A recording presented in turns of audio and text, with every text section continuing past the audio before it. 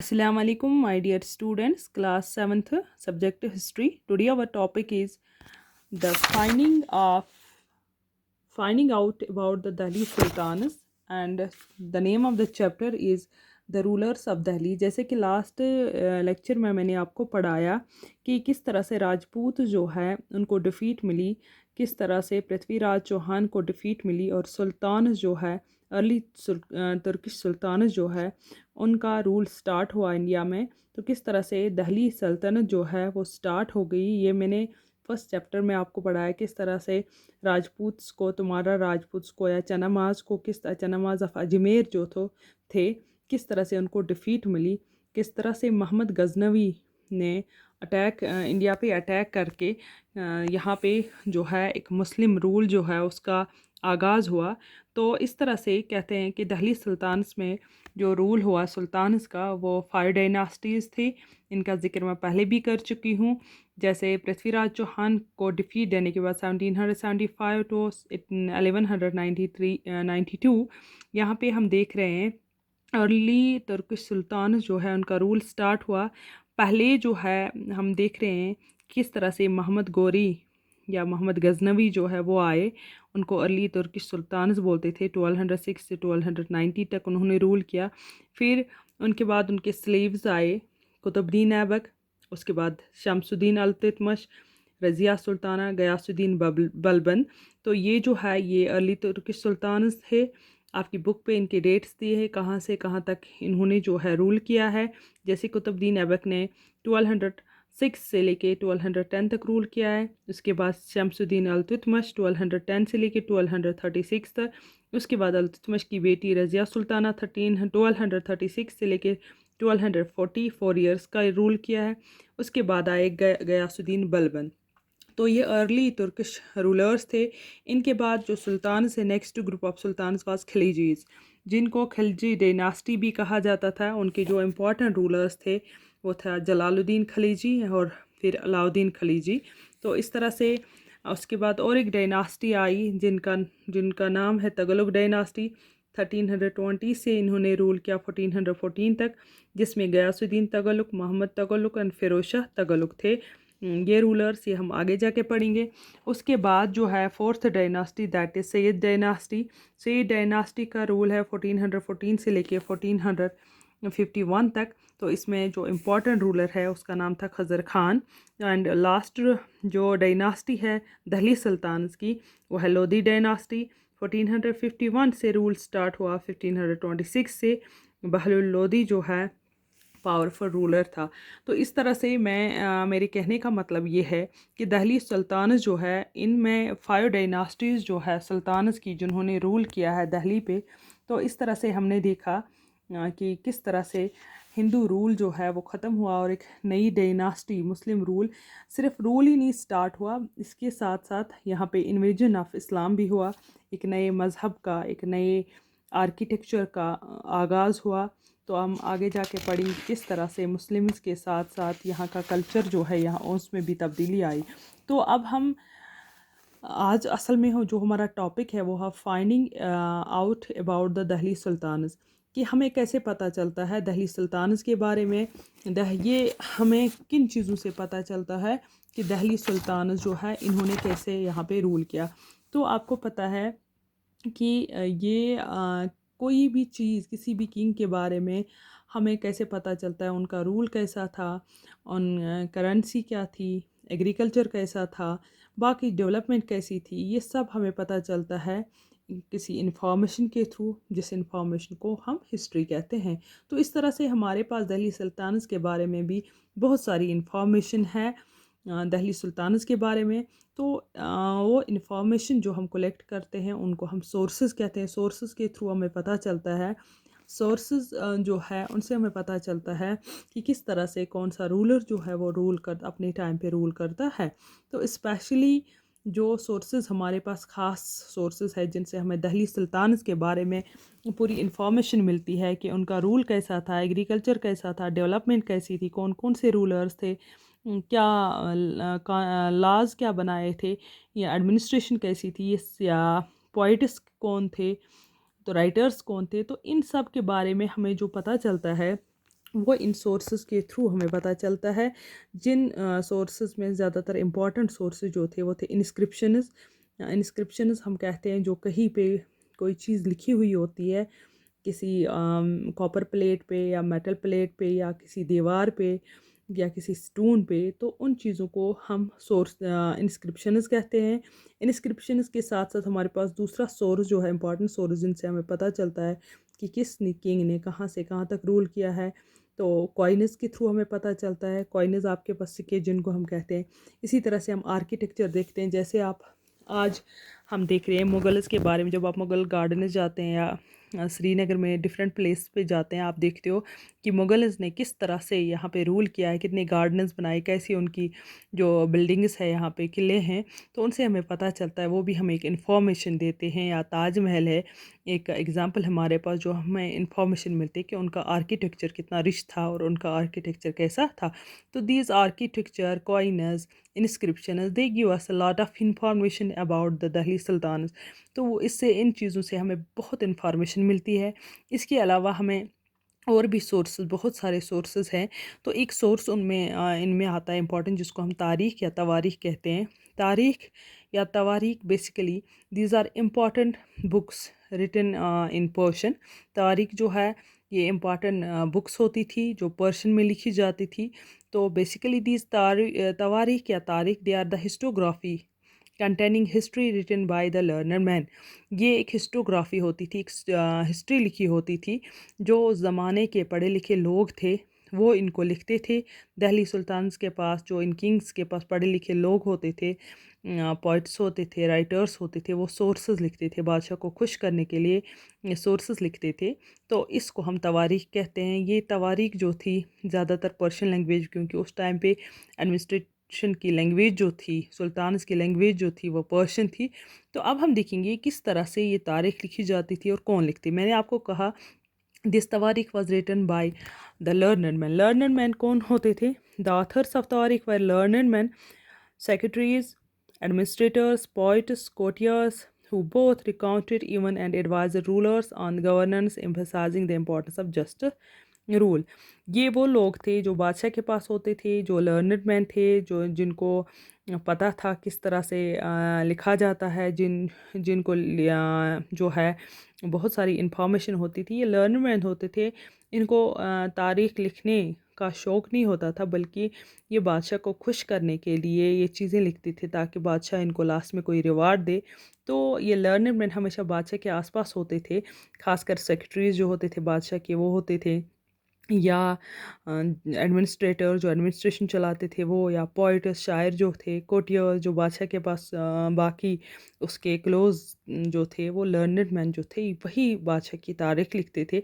ज़्यादातर इसमें किंग्स की जो है उनकी अच्छाई ही लिखी जाती थी। तो इस तरह से ये लिखी कैसे जाती थी, क्योंकि उस टाइम पे हम देख रहे हैं प्रिंटिंग प्रेस अवेलेबल नहीं थी। ये आपकी बुक पे एक पिक्चर पोस्ट की गई है। किस पहले पेपर को तैयार किया जाता था, फर्स्ट पिक्चर में आप देख रहे हो पेपर को तैयार किया जाता है। दूसरी उसके बाद पेपर को तैयार करने के बाद ये प्रोसेस, 4 तरह की प्रोसेस होती थी, आपकी बुक पे दिया गया है कुछ 4 कॉलम्स में। तो दिस बेसिकली ये जो उस टाइम पे तारीख़ होती थी, दिस तारीख़ वाज जस्ट लाइक ए मानोस्क्रिप्ट। आपने फर्स्ट चैप्टर में पढ़ा है कि मानोस्क्रिप्ट किनको बोलते हैं। मानोस्क्रिप्ट जो है, अगर आपको याद होगा, मानोस्क्रिप्ट हम उस राइटिंग को बोलते हैं जो हैंड से लिखी जाती थी, क्योंकि उस टाइम पे प्रिंटिंग मशीन जो थी या प्रिंटिंग प्रेस जो थी वो अवेलेबल नहीं थी। जो भी कुछ लिखा जाता था हैंड से लिखा जाता था। तो इसी तरह ये तवारीख़ भी पहले हैंड से लिखी जाती थी। तो 4 स्टेजेस इसमें होती थी। पहले पेपर को प्रिपेयर, आप देखो पेपर को प्रिपेयर किया जाता है, बनाया जाता है। फिर उस पे दूसरा जो है काम होता था लिखने का, हाथ से लिखा जाता था। और फिर तीसरी जो चीज़ होती थी वो ये इम्पॉर्टेंट थी। आप देखो, जैसे आपके पास आज पेन्स होते हैं, हाइलाइटर पेन, या आप किसी चीज़ इंपॉर्टेंट चीज़ आप पढ़ते पढ़ते देख लेते उसको अंडरलाइन करते हो रेड बॉल पेन से या हाइलाइटर से। इस तरह उस टाइम पे जो इम्पोर्टेंट कोट्स होते थे वो हाईलाइट करने के लिए गोल्ड को, सोने को पिघलाया जाता था।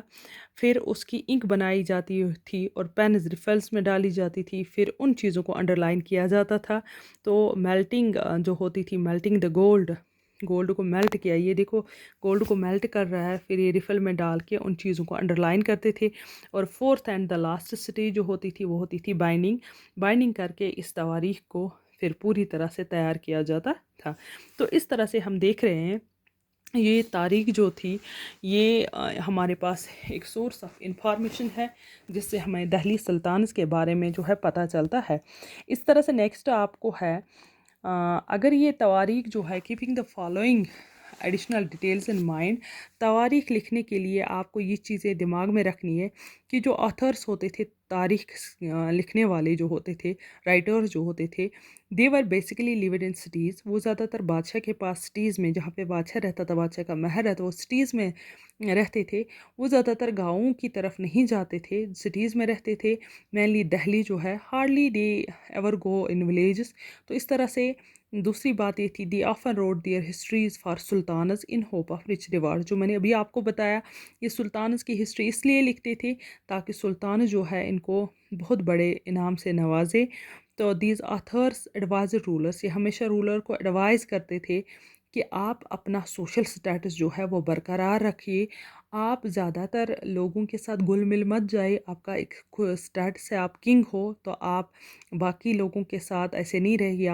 आप बर्थ राइट जो है सोशल आर्डर ऐसा बनाइए कि आपका बर्थ राइट या जेंडर डिस्टिंक्शन जो है उनको ठेस नहीं पहुंचनी चाहिए। बर्थ राइट का मतलब है कि ये कहते थे कि आप कोई बर्थ राइट है, अगर कोई नोबल है तो नोबल का बेटा नोबल बनेगा, उसको राइट है कि वो नोबल बनेगा, वो गवर्नमेंट चलाएगा, वो बादशाह के पास होगा, बादशाह का चहीता होगा। तो इस तरह से आम इंसान जो है वो किंग या नोबल नहीं बन सकता। ये स्टेटस बनाए रखिए, ये एडवाइस करते थे किंग को। इस तरह से जेंडर डिस्क्रिमिनेशन, ज़्यादातर मेल डोमिनेंट सोसाइटी थी उस ज़माने में, तो ज़्यादातर तरजीह दी जाती थी, किंग जो थे मेल्स बनते थे। यहाँ पे कहते थे कि जेंडर डिस्टिंक्शन नहीं होनी चाहिए, कि यहाँ पे मेल जो है उसका अपना स्टेटस, तो मेल जो है मेल को राइट है to rule over the society. तो वुमेन्स को ज़्यादातर तरजीह नहीं दी जाती थी।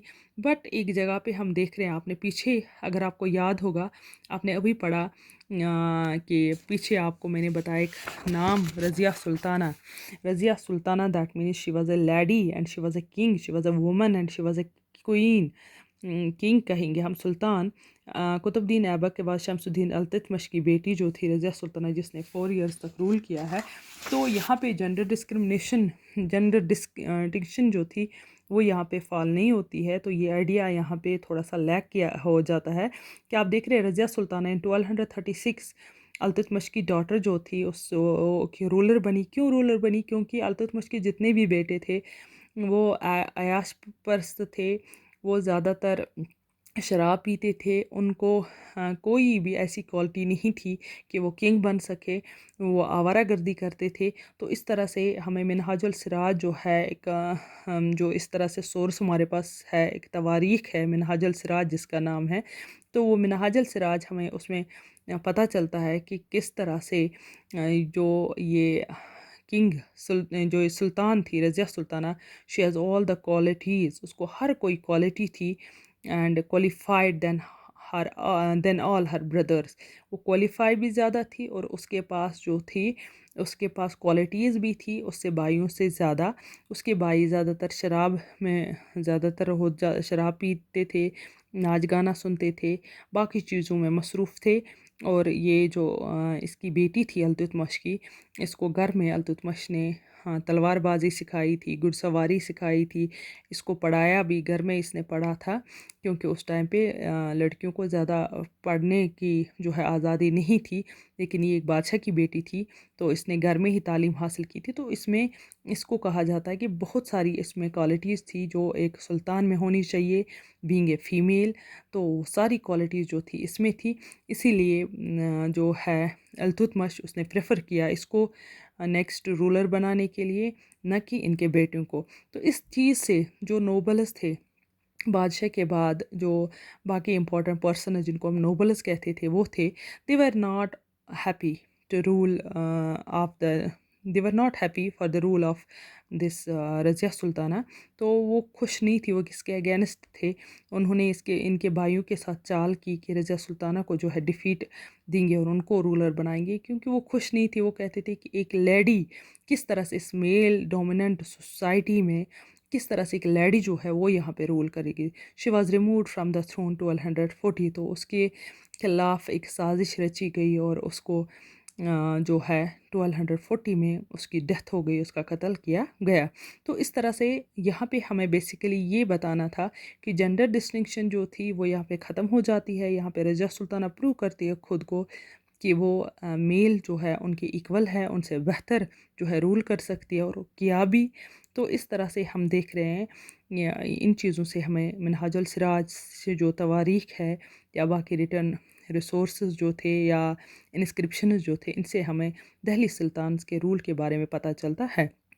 अब हम बात करेंगे जो आपकी बुक में यहाँ पे है, the circle of justice. Basically circle of justice था क्या? कहते हैं कि फ़िक्र मुदाबिर रोट इन 13th सेंचुरी। फ़िक्र मुदाबिर जो है ये 13th सेंचुरी में लिखी गई है, एक क्रॉनिकल है या एक सोर्स है। या इसमें लिखा गया कि किंग जो है, king can not survive without the soldiers. बादशाह जो है वो सोल्जर्स के बगैर जो है वो अपनी सल्तनत नहीं चला सकता, ये सच भी है। इसी तरह से soldiers can not live without salaries.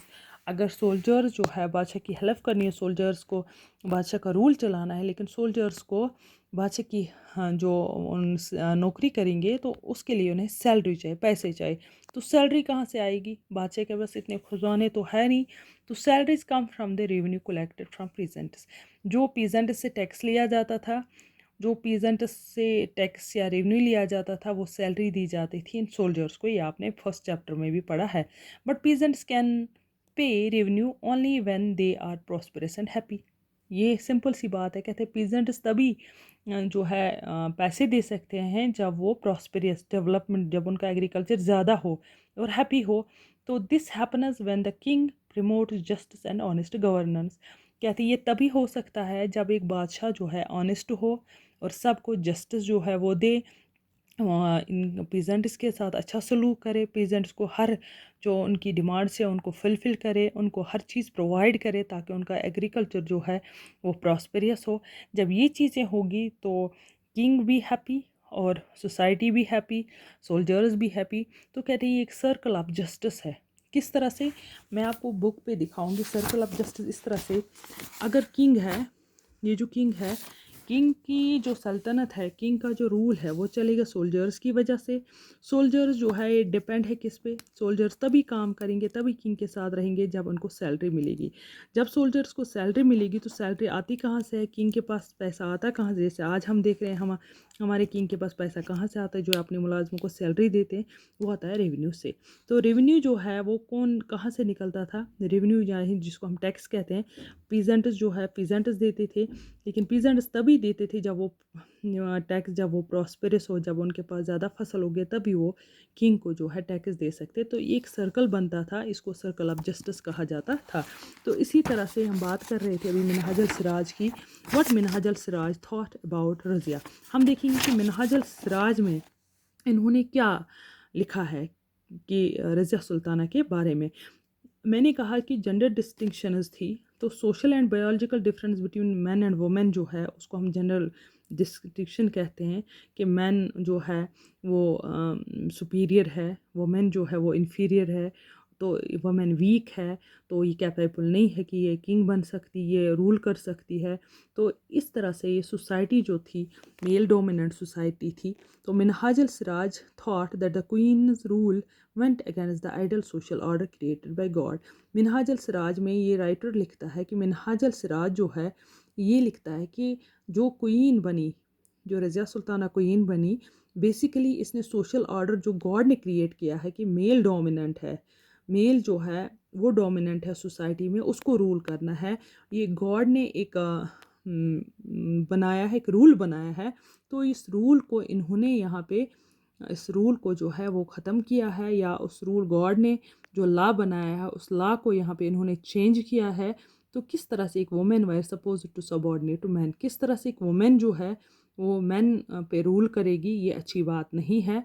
तो इस तरह से इन्होंने कहा जो गॉड ने एक रजिस्टर बनाई है क्रिएशन की कि मेल को डोमिनेट बनाया और फीमेल जो है सबॉर्डिनेट होनी चाहिए, तो कहते हैं ये किस तरह से इस चीज़ को जो है ये इनकार कर रहे हैं। तो इस तरह से उन्होंने कहा हाँ मुझे पता है रज़िया सुल्ताना क्वालिफाइड थी, वेल क्वालिफाइड थी, उसमें सारी क्वालिटीज़ थी जो मैन एक किंग में होनी चाहिए, तो लेकिन फिर भी उसको रूल नहीं करना चाहिए, उसमें एक्सीलेंट क्वालिटीज़ थी लेकिन उसको सुल्तान नहीं बनना था। तो on her inscriptions and coins, जो उसकी इंस्क्रिप्शन और कॉइन्स थी, Razia Sultana mention that she was the daughter of sultan Iltutmish. इसलिए रज़िया सुल्ताना की जितनी भी कॉइन्स थी वहाँ पे ये लिखा गया था कि वो डॉटर है सुल्तान अल्तुतमिश की, कि मेल इन्होंने मेल रखा यहाँ पे साथ, ताकि उसकी नाम पे ही कॉइन्स नहीं निकाली, क्योंकि मेल डोमिनेंट सोसाइटी है। This was against to the social order created by god. तो this was a contrast to the queen Rama Devi. कहते हैं यही सिर्फ एक नहीं था, इससे पहले रुद्रा माँ देवी जो थी, जो वरिंगाल जो है पार्ट ऑफ आंध्र प्रदेश जो है, वहाँ की काकाटिया डायनास्टी की एक क्वीन थी, वो भी इससे पहले रूलर थी वहाँ की। तो उसने अपना नेम जो है वो चेंज किया था, उसने रखा था रुद्रमा देव। जो है उसने मेल जैसे रिप्रेजेंट मेल को करती थी ऐसा नाम रखा था इंस्क्रिप्शंस पे, ताकि वो लोगों को लगे कि ये मेल है, फीमेल नहीं है। She was a man. In other queen थी क्वीन ऑफ कश्मीर जो एंशिएंट टाइम्स में थी, दिदा रानी। तो कहते हैं वो भी उसने दिदा इसलिए नाम रखा था ताकि जो है लोगों को ये लगे कि ये फीमेल, या जो सोशल ऑर्डर है, या जो सोशल ऑर्डर जो गॉड ने क्रिएट किया है वो इन्होंने ख़त्म नहीं किया है। तो यहाँ पे कहा जाता है कि दिदा इसने इसलिए टाइटल रखा था कि इट कम्स फ्रॉम अ दीदी, जिसको हम एल्डर सिस्टर कहते हैं, obviously affectionate term given to lover ruler by her subjects. तो इस तरह से हमने देखा कि मेल डोमिनेंट सोसाइटी में एक फ़ीमेल जो है वो रूलर बनी, किस तरह से उसने रूल किया, तो और किस तरह से ये इनके अगेंस्ट हो गए। मिनहाजुल सिराज के बारे में अपने अफसर क्लब जस्टिस। तो I think it is enough for today. इंशाल्लाह नेक्स्ट लेक्चर में हम नया टॉपिक पढ़ेंगे, from garrison town to empire and expansion of the Delhi सल्तनत। Thank you.